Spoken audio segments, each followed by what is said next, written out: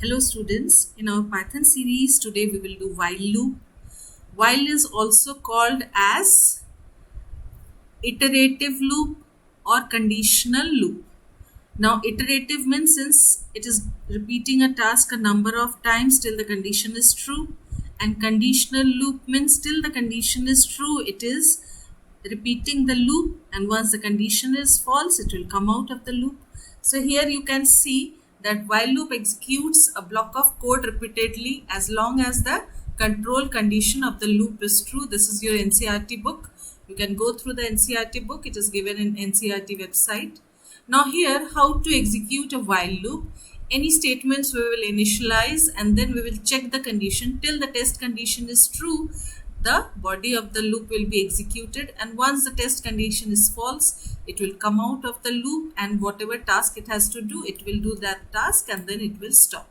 So this is our while loop. How to write the while loop? While test condition, then the body of the loop in block form. So in block we will write the body. Here you can see this example where you have to print the 5 natural numbers. Using for loop also you have printed 5 natural numbers in the previous video, where you were starting the for loop from 1 and you were mentioning the stop value 1 more than that, and the step value by default it was 1. Now here also you can see count equals to 1 is the initialization. While count is less than equals to 5 it will execute this block, and in this block you are having print count, and count is increasing by 1 once it is printing. So it will print 1 and then it will increase by 1. So 2 is less than 5, it will print 2, then it will increment to 3, then 3 is less than 5, then it will print 3, then it will increment by 1, 4 is less than 5, it will print 4, it will increment by 1, 5 is less than 5, less than equals to 5, so it will print 5, then it will increment by 1, it will become 6.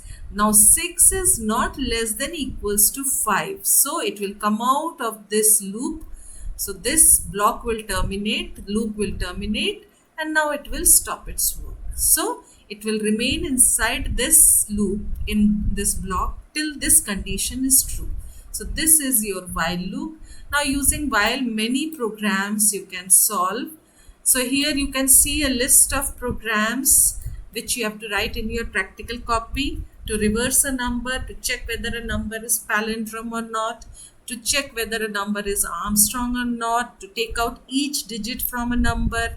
Now each digit you can add, you can multiply, each digit you can check whether it is even or odd of a big number.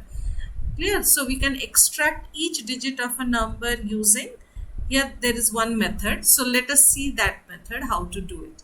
Now we will start with the first question, reverse of a number. Now how to do these questions, let us see here.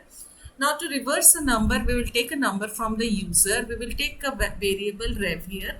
Now while this number is greater than 0, what we have to do to reverse a number, we will simply divide by 10 and the remainder we will store in a rem variable, and the quotient we are storing in n1 variable. Clear? Now what happens when you divide any number by 10, then always the last digit is the remainder, and except the last digit the other portion is your quotient. Suppose the number is 1, 2, 3, 4, then if you find out the modulus remainder after dividing by 10, then the last digit, that is the 4, is the remainder, and 1, 2, 3 is your quotient. So when any number you divide by 10, the last digit is your remainder, and except the last digit the remaining is your quotient. So here you can see we are entering a number 1, 2, 3, 4. Now 1, 2, 3, 4 we have stored in n1 also. Rev is 0. Now till n1 is greater than 0, it will simply find the modulus. So modulus, obviously it is always the last digit. So 4 you have extracted. 4 into 10 is 40. Here rev was 0. So 0 into 10, 0 plus 4. So rev became 4. Then here n1 will be 1, 2, 3. When you go up again from 1 to 3, 3 will be the remainder. Now rev was 4, 4 10 the 40 plus 3, 43. You can see it has started reversing. So 43 is there. Now 123 divided by 10, quotient is 12. When you go up again, you divide 12 is greater than 0. So 12 when you divide by 10, the remainder is 2, and here rev is 43. So 43 when you multiply by 10, it is 430, and plus next digit was 2, so 432. See, it is reversing, 432. Like this you will reverse, and once the n1 becomes 0, then it will stop the program. So it is printing here the reverse of 1 2 3 4 is 4 3 2 1. Next is palindrome or not. After reversing, you are checking, like here 1 2 3 2 1. When you reverse it, it remains the same. So palindrome means after reversing, you are checking using if. If it remains same, it is a palindrome number. Now the next one is Armstrong or not. So here also you can see for Armstrong what you have to do. Armstrong number means when you add the cube of its digit, then it remains the number itself, like 153. So 1 cube plus 5 cube plus 3 cube is 1 cube is 1, 5 cube is 125, and 3 cube is 9. When you add it, it is 153 only. So when you add the cube of its digit, it gives the number itself. So this is your Armstrong number. You can check here, 153 is Armstrong number. So like this, all the different questions you can solve. So let us do one question yourself, like sum of each digit of a number. Let us do it. So I am opening here ideally. Now you also open in mobile. If you are having Pydroid 3, you open Pydroid 3, and let us write the program here. So the program is sum of each digit of a number. So using hash, I am writing here sum of each digit of a number. Now a number you take from the user. How we take a number from the user? Int input, enter the number.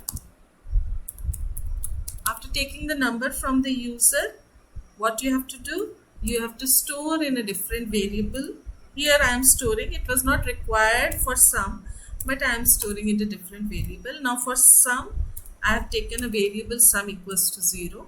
I will check here while your num n or n1, both are same thing, is greater than 0, it will execute its task. What task it has to do?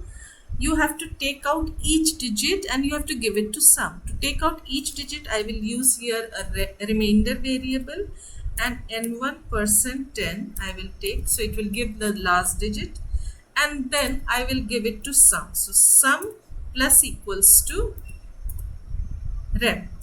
So remainder is being given to sum, and next thing will be n1 equals to n1 /10. This we have already done. This is called floor division. Only the integer portion it will give. We require only the integer portion and not the decimal portion. Now after this, you come out of this and you print here, print the sum of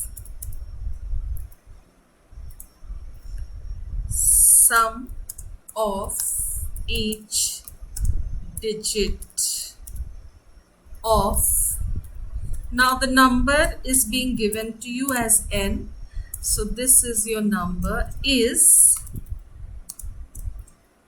and who is having the value? Sum is having the value. Now this is the end of the program. Now when you will execute your program, you can see the run, execute it. You have to give a name here, so we are using sum of digits, and then it is asking for a number. Now suppose I am giving here 2 3 4 5, then enter. It is giving 14. 5 plus 4 9 plus 3 12 plus 2 14. So answer is correct. Clear? If you want, you can check it with some other number. A smaller number I can give 1 2 3, so it should give 6. So it is giving here 6. So this is correct. Now using this while loop, many programs you can do here, many games you can design here, like a series of all the palindrome numbers from Suppose this question, if you have to display all palindrome numbers. Now what you have to do here, I am just copying and pasting it here. So I am just pasting it here with a hash sign. Yes. Now for this, what all things you have to require, I will use a for loop, will be executed from 100 to 1000, and in that I will check the numbers are palindrome or not, and I will do it. So let us do it. So I have used a for loop for x in range. Here if you don't want to use x, you can take n. For n in range. Now what is your range given? 100 to 1000. One more we write normally, and then we are putting a colon. So automatically all the palindrome numbers it will generate, and here n1 is taking the value of n here, so equals to n. And for palindrome we require a reverse variable which is equals to 0. Now we have already done the program of palindromes. What was it? We were using here while n1 is greater than 0, and then we were taking a remainder here. Remainder was equals to n1 percent 10, and then we were giving to reverse. So reverse equals to reverse into 10 plus rem. We were reversing it, and then finally n1 equals to n1 double slash 10. So over. Now you come out of this and then you check if your original number was equals to reverse, then it is a palindrome number. So let us print all the palindrome numbers. So print the palindrome number n, and you can, if you want to write in the same horizontal row, then end equals to in comma, you can give a comma. Now when you will run your program, what happens here? See, from 100 to 1000, all you can reverse each number, you can check it. 101, reverse of it is 101. 111, reverse of it is 111. 121, reverse of it is 121. So here you can take out any digit, and when you reverse that number, any number you can take it, and when you reverse it, then it remains the number itself. So this is all the palindrome numbers from 100 to 1000. If you want from 1 to 10, 1 to 100, any range, only you have to change the range. Only here you have to change it.